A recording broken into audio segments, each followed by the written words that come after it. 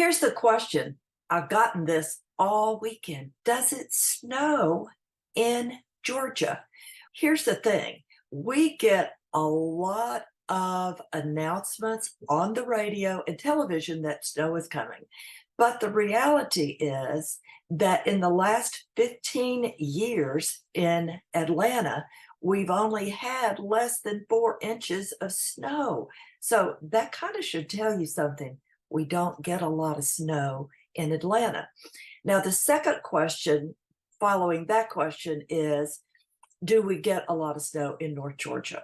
I will tell you that the temperatures in North Georgia typically can be up to 10 degrees different than they are in Atlanta, depending on where you are in North Georgia, because there's Northwest Georgia and there's Northeast. Northwest would be Blue Ridge and Fannin County and Blairsville.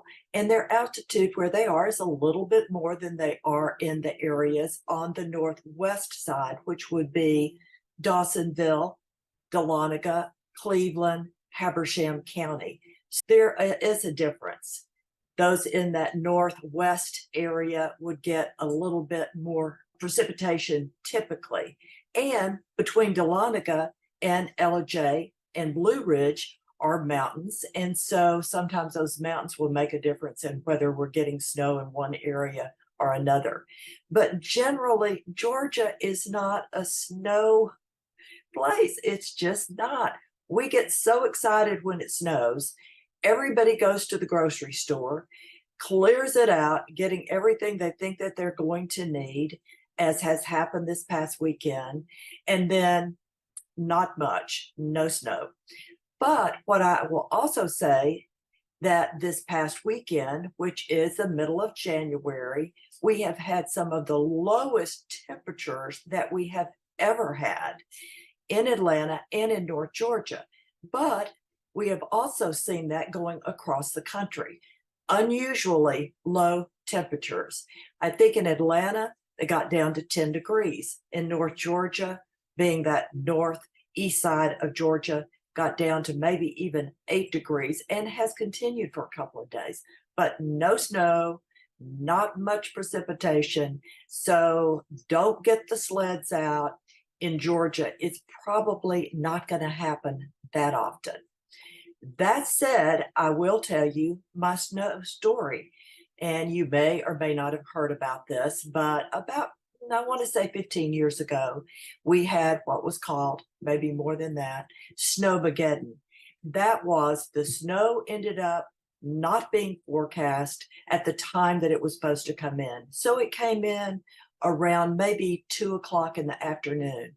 People were at work. They hadn't had a chance to head out, or they didn't. They stayed at work. And I remember that because I was a single mom. My daughter was in nursery school, which was pretty much across town. And I realized at some point, I am not going to get out of here. This is not going to happen. So I called a neighbor that was dependable, first of all, and that I really loved, and asked her, would she go by and pick my daughter up at nursery school? And she said, yes, she'd be happy to do that. And she did. I ended up staying with one of the secretaries in our office, had an apartment close by. So she suggested I just stay with her. And I thought, that's a good idea. So I spent the night. Next morning, I got up and I hiked, so to speak, down to 285 and caught a ride home. I know that sounds strange, but at that point in time, I was driving a 1958 Mercedes. And I thought, you know what?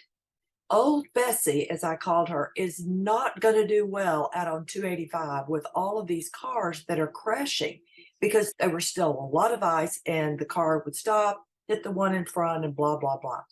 As I trekked down to 285 and caught the ride to Stone Mountain, where I lived at the time, there was someone else that was there.